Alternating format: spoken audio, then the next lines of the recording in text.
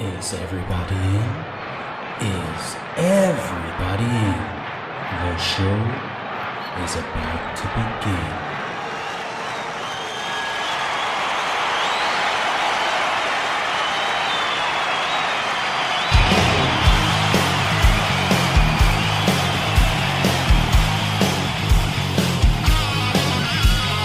Welcome to the podcast, concerts that made us, interviews and stories, tales from the bus. We love taking you back to when it all went down. The greatest live shows and that cheering crowd sound. It's concerts that made us, concertsthatmadeus.com.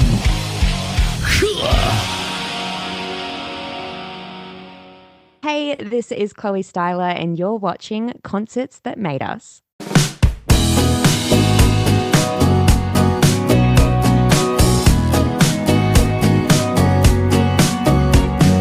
Mini golf on the coast, pizza picnic moving slow.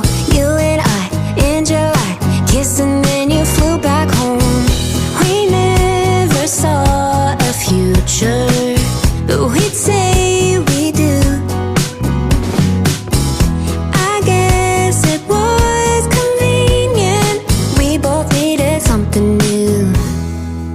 We were a tight bomb, me and you, ticking long before we ever knew. Yeah, from the first night we were doomed. And if I had have realized, would have never started loving you.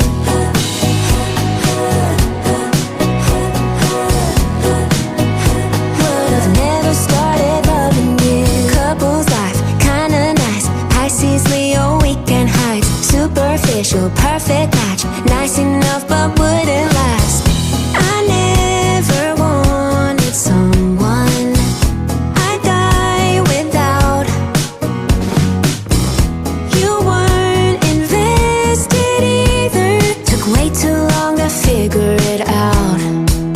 We were a tight bomb, me and you, ticking long before we ever knew. Yeah, from the first night we were doomed. And if I had have realized, would have never started loving you.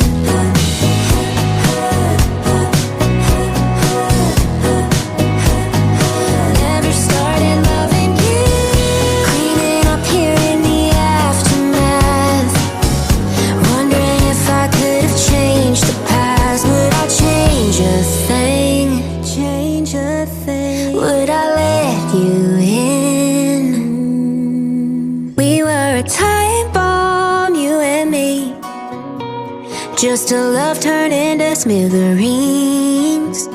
I know I should say la vie, but I feel you in my heart. You're still blowing me apart. We were a time bomb, me and you, taking long before we ever knew.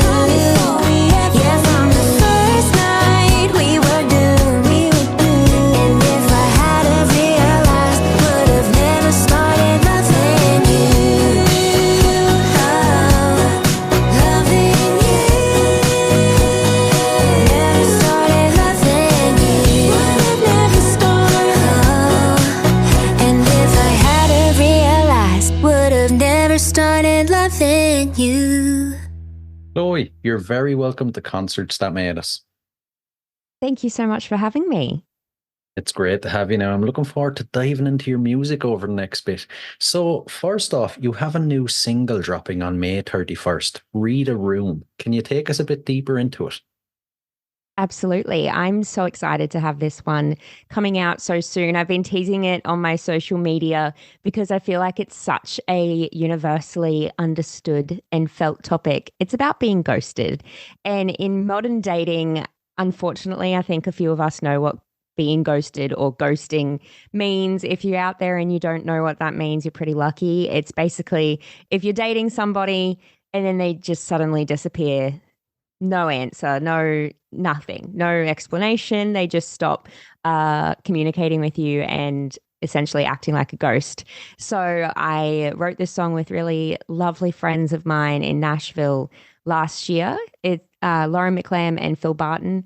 We basically just sat down in the room and I word vomited for 45 minutes about my situation that was going on. And then lo and behold, we had a song come out of it. So I'm really proud of it. It was my first ever Nashville co-write, and to be able to release it 12 months later is really cool. Yeah, yeah. I'm sure 12 months is a long time to sit on a song, though. It must have nearly killed you waiting that long. It did actually, because I've been playing it in my live sets as well, pretty much since the day we wrote it. And I've always had really nice comments and feedback from an audience about the song. And so many girls come up to me afterwards and be like, oh my God, like that same thing is happening to me right now. And I just want to listen to the song over and over. And I'm like, sorry, you have to wait, but you don't have to wait much longer now. Exactly, exactly. Was there any challenges or memorable moments during production and recording that you can think of? No challenges, which is really lucky. But this is the first song I recorded with my producer, Luke Wooten, in Nashville. So this was a real lovely moment. I met Luke when I was 15, just through a friend when I visited Nashville for the first time. And he was a producer, obviously, at the time. And I thought it'd be lovely to work with him at some point, but I really didn't know when that was going to happen. And then fast forward a decade later, and I'm in Nashville again for the next time. I hadn't been in 10 years, and reconnected, and we got in the studio and recorded Read a Room not long after we actually wrote it. So it was a really nice full circle moment for me to be able to record with a friend like that, and also it be a Nashville co-write that we were recording. So yeah, it was just really a really nice warm fuzzy feeling in the studio, and experiencing how amazing the musicians are in Nashville and how quickly they turn around a song. I just was blown away by the whole process. Imagine what's it like, or how does it compare to Australia? You know, working in Nashville, the home of country music, how does it compare? They're just so different, for no better or worse. There's not one that's better, but I love home. I love Australia. I love working with the producers here. It's just a little, I suppose, different that the session musician aspect in Nashville is a lot more prominent. So you're playing with session musicians that do it. That's their living. That's what they do. And over in Australia, we don't have as much of a scene of that.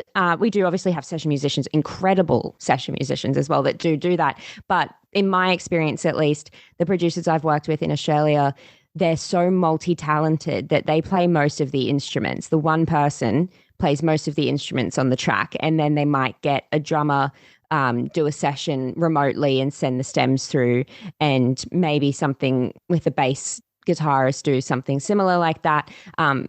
But for example, like I worked with a producer called Andy Mack on my 2 EPs over the last few years, and Andy's just incredible and so talented that he played pretty much everything. But we did track with live drums and live guitars, so that was really fun. But while we were tracking with those live instruments, Andy was playing the bass and the keys. So it's really cool to see the difference, and kind of just see what you prefer, because if you prefer that really hands-on approach in terms of actually playing the instruments from like in the room with your producer one-on-one, then that's cool too. Like, and I'm sure there's people in Nashville that do that as well, but I was going down that very traditional recording a country single route and went with the live session musos, and I'm so happy.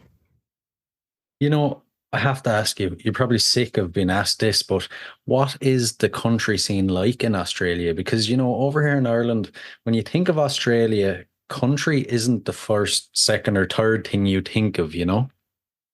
That's interesting. Obviously, America would probably be your first that you think of, right? Yeah. I mean, so do Australians. They think of America first, like, to be honest, for country music. But I love the country scene over here. We are just building and growing, and it's amazing to be a part of. I've been releasing music for over 5 years now, and especially on the Gold Coast in Queensland where I live, the growth of country music, let alone just music in general in our area, has been phenomenal over the last decade. So it's a true testament to the community that we're building within Australia, for music and country music, and seeing the charts, seeing Spotify streaming numbers in Australia compared to even 5 years ago with country music is really inspiring as an up and coming country artist, because there's so much room for growth, and it's exciting. Yeah, yeah. It's that kind of seems to be across the board really as well. It's almost, I've mentioned it before on the podcast. It's like country music is kind of coming back around full circle and it's becoming cool again. Lainey Wilson released a song literally called Country's Cool Again, like a few weeks ago, about that whole concept. I think a cool way to look at it is country's always been cool, and there's always been a group of us that have loved it and that have lived and breathed it. But now we're just inviting more people to the party, and more people are accepting our invitations, I suppose, is another way to put it. But that's just going to happen. Like, there's going to be resurgences of genres throughout any time, and it's really exciting that it's country's turn to get all the love and support from the world. Yeah, it's a good way to look at it. I'd love to jump back to last year. It was a pretty epic year for you. Your EP Side B was nominated for Release of the Year with the Gold Coast Music Awards. When stuff like that happens, how do you follow on from it? Is it kind of daunting to be like, that done so well, will I be able to follow it up, or how do you approach it? It can be daunting, especially as an independent artist. Like, I make all my own decisions, so I can send myself into a spin if I really think too hard about it. About, oh goodness, I got to make something of that level, or that's what people are expecting of me. Blah blah blah. I'm really proud of being a finalist at the Gold Coast Music Awards, and I love my home. I've lived on the Gold Coast my whole life, so to have that recognition is really wonderful. And this year, our nominations have been open and closed, so I've put my application in for some new categories, and that's the daunting part, I think, being like, okay, similar if not different judges, will they give me another go this year? You don't know, but I just truly believe in the fact that everything happens for a reason and as it's meant to. So if it's not my year, it's not my year, but I'll keep doing my thing. And I think on that topic of country's cool again, and people are accepting our invitations to the party now, as the way I take that as an individual artist is just keep doing your own thing and do it with pride and confidence, and at some point or another people are going to come around to it. So that's my way of trying not to get too overwhelmed by the whole concept of, oh, I've got to live up to my previous success, because there's always room for growth, and people will join the party if they're excited about it. True. When it comes to music, is there another EP on the way? Is there an album maybe? What's after the release at the end of May? There's a lot more singles this year. So Reader Room comes out May 31st, and then I have another single every 6 to 8 weeks after that for the rest of the year. So I set myself that task and that goal at the beginning of this year to just be really consistent with my releases. I was sitting on all these mastered songs, and I was like, may as well release them. May as well get them out in the world. They're just sitting in my Dropbox folder right now. So I'm excited about that. Lots of new music this year. And then next year, I really do want to do an EP. I think it's time. I've been writing so much. I've been loving the co-writing aspect of songwriting as well. So I'm really proud of the music I've been making lately. And I think it's time to put together a body of work, but not an album yet. I don't think I'm ready for that. Okay. So the podcast is called Concerts That Made Us. So I have to ask you some concert related questions if you don't mind. First off, Please. first off, as a concert goer, what concerts have made you? Okay, so I've been thinking about this. My very first concert that I ever went to, I was 5, and it was an Australian country artist. His name is Lee Kernaghan. So I think the whole country music love came from that experience because, if you love live music, being immersed in that at such a young age is so positive to your growth and your, I suppose, love for a live music scene. So I'm grateful for my parents taking me to that concert when I was only 5. And then the next concert that I really, really remember changing the course of my life, I suppose, to be so dramatic, is a Taylor Swift concert. So she came to Australia, and I'm pretty sure it was her Speak Now concert that she put on, and it was at our Brisbane Entertainment Centre. Probably like 6,000 people there is, I think, probably what the capacity is. And I just remember sitting there in awe, being like, she's not that much older than me. Like, I think Taylor's only a few years older than my sister. So that's how I looked at it. And she was, doing the dream, living the dream, and singing songs about things that I would probably write about one day, just her life, boys, best friends, school. It was changing for, I was going to say life changing, but it does sound a little bit dramatic, but it was really eye-opening that there was an artist out there, young woman, girl, writing songs about her life, because I always felt like you had to write songs about, really intense emotions or really intense life experiences. But, I was at that time, I think I was like 12 or 13. I hadn't lived any of that. So I really appreciated that concert for showing me that there's other things I can write about in terms of just what I've lived. It can just be as simple as someone hurt my feelings at school. So that was like early teens. And then I saw Fleetwood Mac in concert when I was 18. I'm so Yeah. jealous. I'm so sorry. I've seen them 3 times just to rub it in a little bit more. I'm a huge Fleetwood Mac fan, and I have my mum to thank for that because she used to play their music around the house all the time. And so whenever they have made the trek over to Australia, mum and I always go together, which is really, really lovely. So I Yeah. saw the full original band when I was 18, which was just amazing. And then a few years ago, I saw the band with Neil Finn as the lead guitarist, which was also amazing. So yeah, I suppose that's like a late teen concert that really solidified in my mind that I really want to do music, because to me, there's no better feeling than being on a stage and having people sing songs back to you that you poured your heart and soul into. And I just witnessed that with Fleetwood Mac's concert. People just like, their songs have been pillars in people's lives for decades. And that gives me goosebumps every time when I think about it. If I can have that impact on someone's life, then I've done my job. Yeah, exactly. Especially Fleetwood Mac. I feel like they're one of those bands that, you know, there doesn't seem to be bands like this anymore, but it was much more than music. It was a movement, if you know what I mean. Like you said, their Yeah. their music was pillars in people's lives. I'm just waiting for a proper Fleetwood Mac biography movie to be made. Yeah. It'd be brilliant. It would be brilliant. I wonder when that will be happening because I I'm would watch surprised it. it hasn't. I'm surprised it hasn't already. But Yeah. hopefully it'll hurry up on it. And growing up, then how did, or even did it, your local music scene? How did it impact your sound?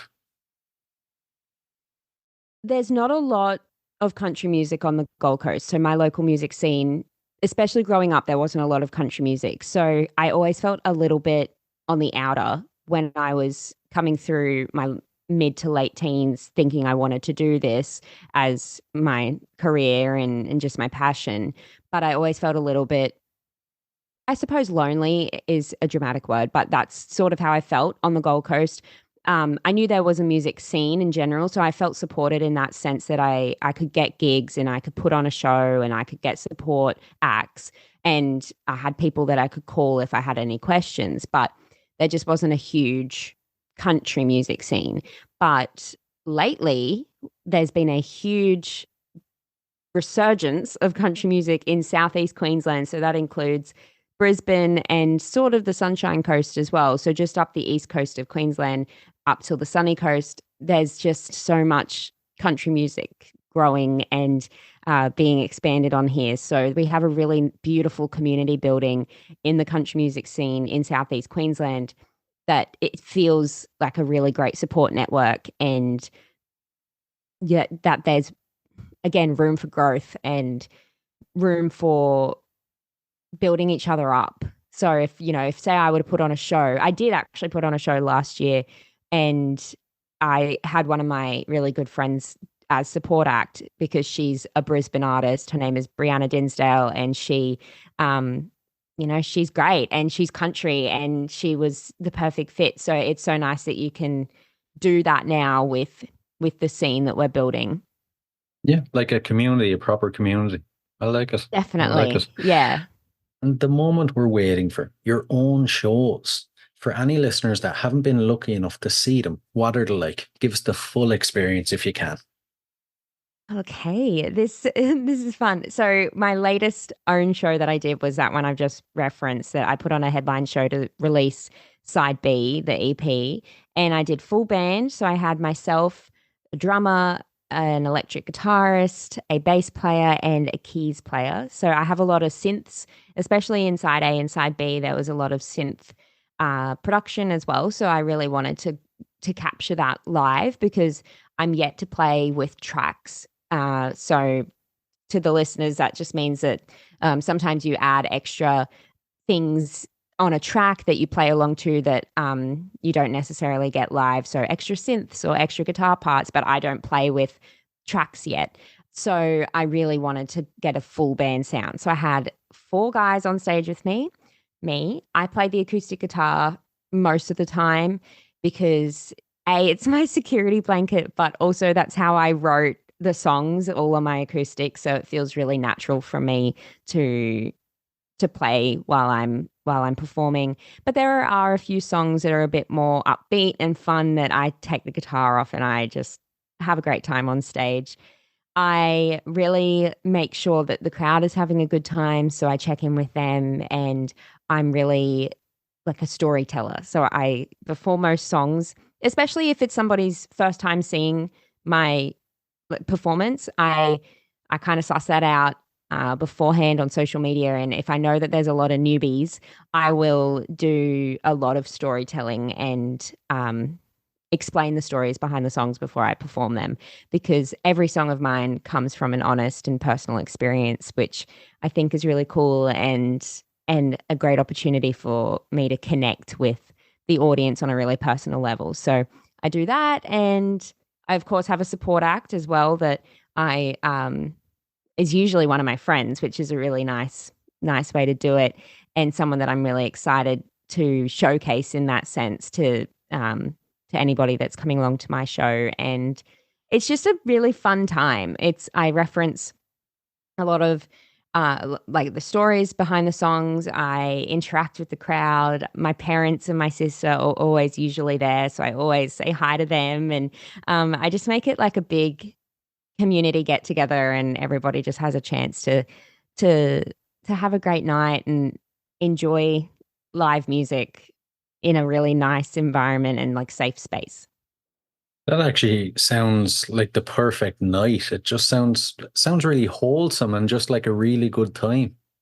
Yeah, wholesome is probably the perfect word to use. It's because I would consider myself kind of a wholesome person. So, and I really value my family and my friends, and I whenever I have my family and my friends in the audience, I can't help but just be overwhelmed with joy and love and appreciation for those people. So it means a lot to be able to give that back to the audience. Yeah, yeah, definitely, definitely. Now, in the past, you've supported legends in the Australian music scene as well as international legends like Gladys Knight, Tony Hadley, Nick Kershaw, and Go West. When you're playing with people on that level, what do you learn? So much. I learned so much. So Tony Hadley was my first international support act opportunity. That was in 2020, literally 2 weeks before the world shut down was our last show.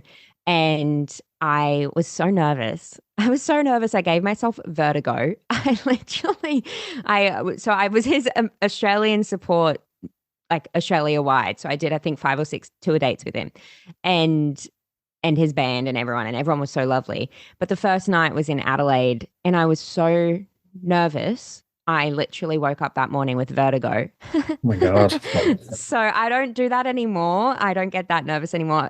And I think that's probably something that I've learned along the way is how to manage my nerves. And I see how the professionals, in quotations, I suppose, like Tony and the other acts I've supported, do manage their nerves in their own way. And I just take little bits from each person that I witness and I add it to my knowledge bank of how to cope with those things, because it can be really debilitating if you're really nervous and wake up with vertigo and then you're like, oh God, I have to play some songs tonight and hopefully not fall over on stage. But yeah, so that was my first support act for an international artist. And then I supported Tom Bailey from the Thompson Twins in 2022. And that was really cool. He has incredibly loyal fans and he had a completely female band, which was really cool to witness. And because you just don't see that as commonly, which is a shame. Like we should see that more commonly.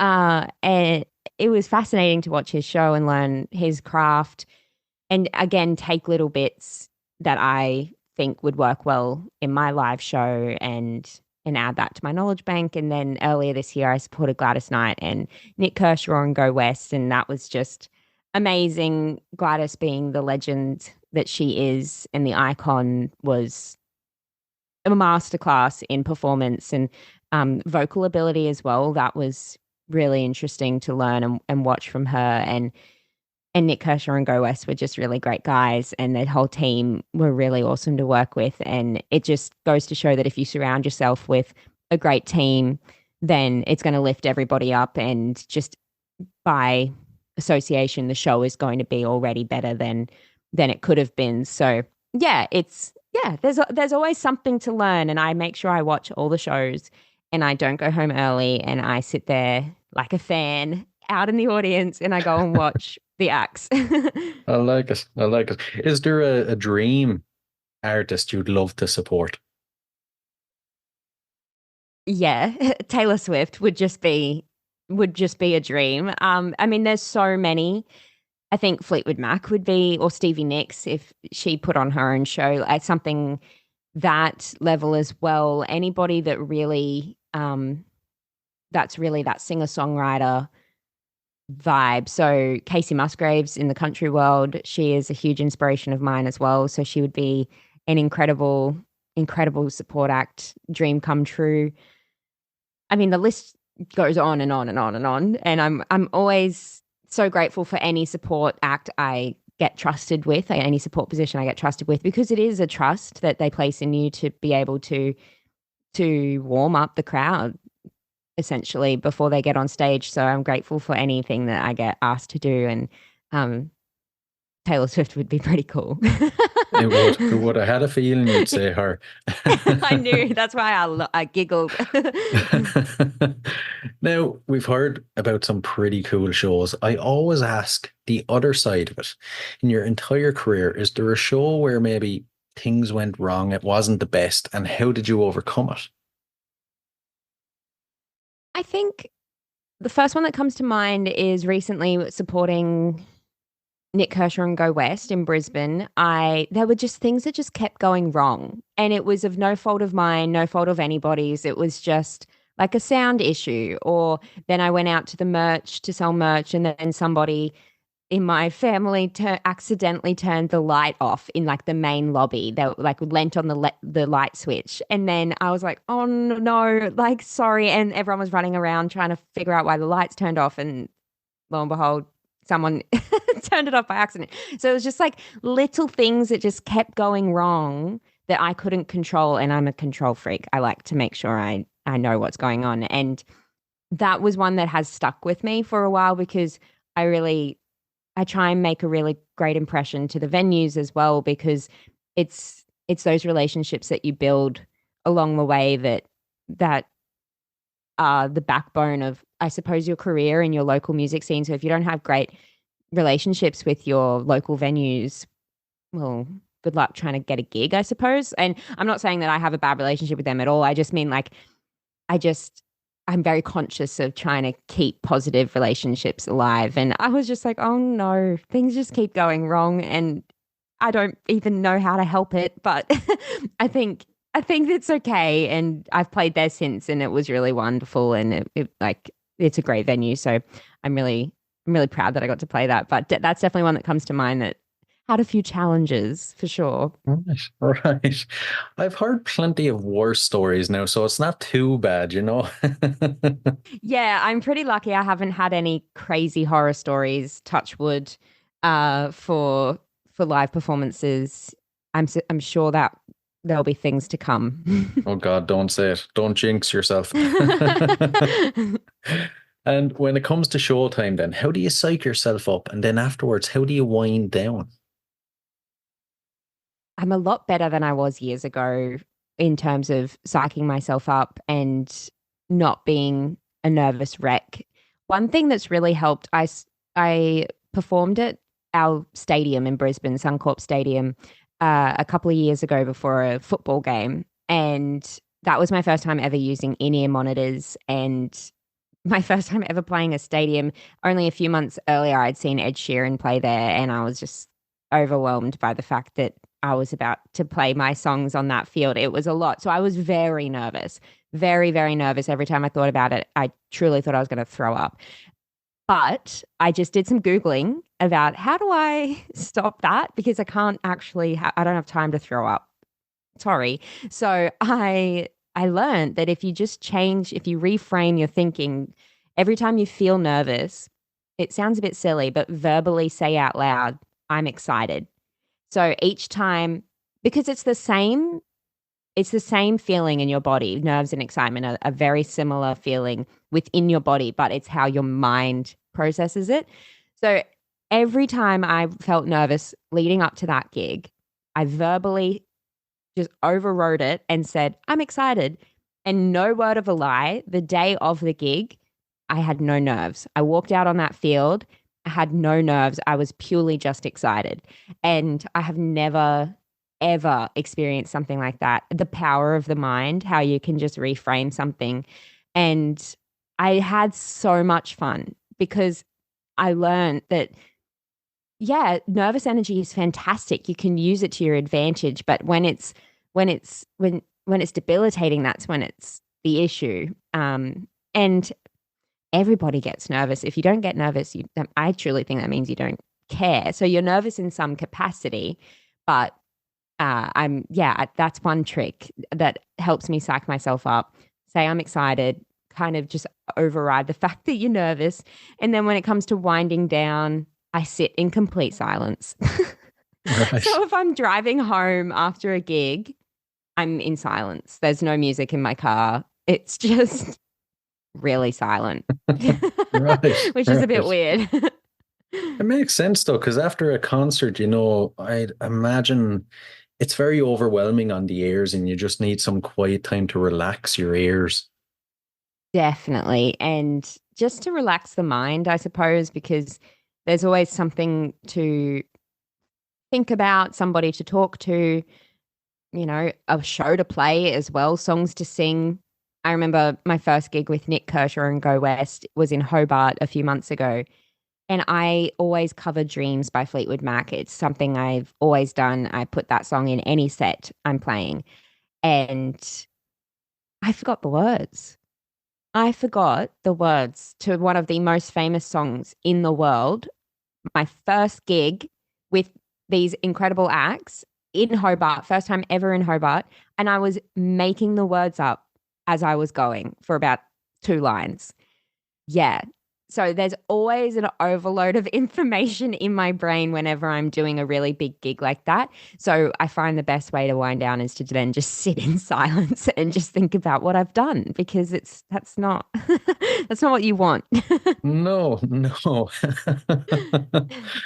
Right. Before we dive into the last couple of questions, then future plans for the rest of the year. We've heard about the singles. Is there anything else you can let us in on? I'm heading to Nashville later this week. So I'm very excited. Yes, I'll be there for about a month and I've got some really great co-writes booked and a few of my friends are playing the CMA Festival, which is really exciting. So I can go watch them and my family's going to come and visit for a week as well. So that will be taking up most of my May and June. And then I come home and I have a few gigs in my local area. But other than that, it's just kind of behind the scenes. I'll be working on new music for next year, making sure I've got uh, the right songs. So I'll keep writing, and yeah, I'm excited to get more music out there. It's the most fun part to me. I just love releasing music and connecting with people like that. So yeah, that's what's happening. Sounds good. Sounds good. Sounds like you're going to be busy for a while anyway.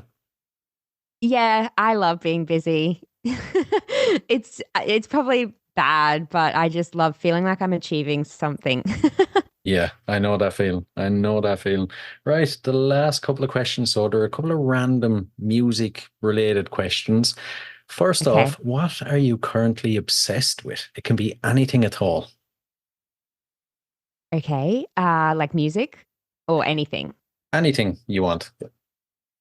Okay, I'll give you a couple of things. I'm currently watching One Tree Hill for the first time, Okay. and Okay. I'm Bit late. obsessed because yeah, a bit late, 20 years too late. But I was only I think 5 when it came out for the first time, so I was a bit young. So I'm watching that for the first time. I am really it's silly. Well, not silly, actually. I'm not going to diminish that. I'm reading again. I used to be a huge reader when I was like in school and I suppose that's just because I didn't have much else to occupy my mind. So I'd read like a book in a week or whatever. And I haven't done that in a long time. And I'm reading again. So I'm obsessed with that. I went and bought 5 new books the other day. So I'm excited about that and using my brain again in that capacity. And I am obsessed with I've had Sabrina Carpenter's Espresso on repeat. So Right. that's another thing I'm obsessed with, just that one song over and over and over. Right. So there you go. There's 3 things. I like it. I like it.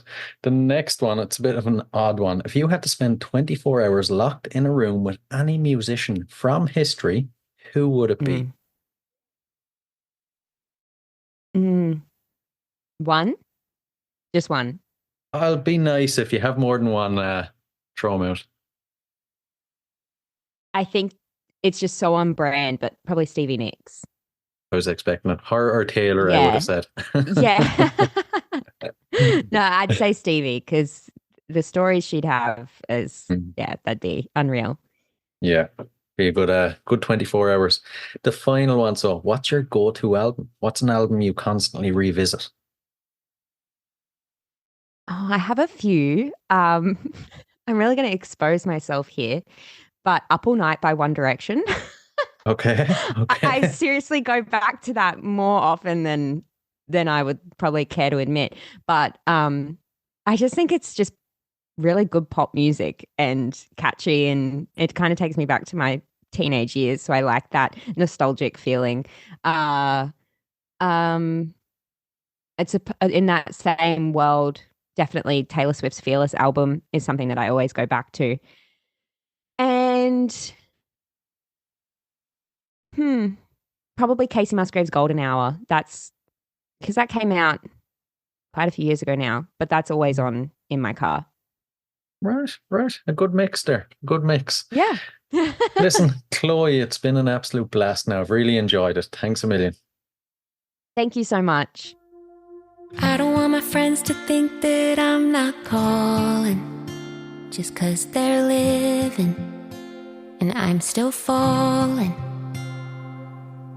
I don't wanna lie, but I know something's missing beneath this makeup. My mind is messy. Maybe there's a price to pay for hoping that I'll find a way to chase this dream a million miles away. I don't know what I want, but I gotta let it all work out and try to hide these insecurities. When it all goes wrong, gotta have a little faith right now, and that's just life. At 25, half my friends have settled, half are waiting for something better, but I'm too impatient. I'm running out of years to waste, but I've still got this dream to chase. I get homesick, but I know I can't stay. I don't know what I want, but I gotta let it all work out and try to hide these insecurities. When it all goes wrong, gotta have a little faith right now, and that's just life. At 25, breakups and makeups and living is lonely. When nobody knows that I'm still trying to find me. I don't know what I want, but I gotta let it all work out and try to hide these insecurities. When it all goes wrong, gotta have a little faith right now, and that's just life. At 25, I don't know what I want, but I gotta let it all work out and try to hide these insecurities. When it all goes wrong, gotta have a little faith right now.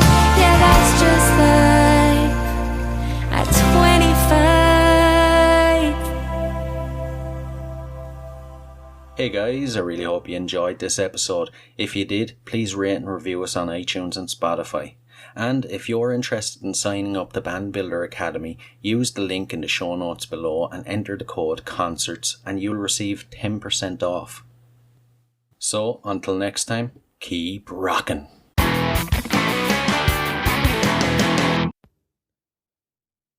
Hey, what are you guys still doing here?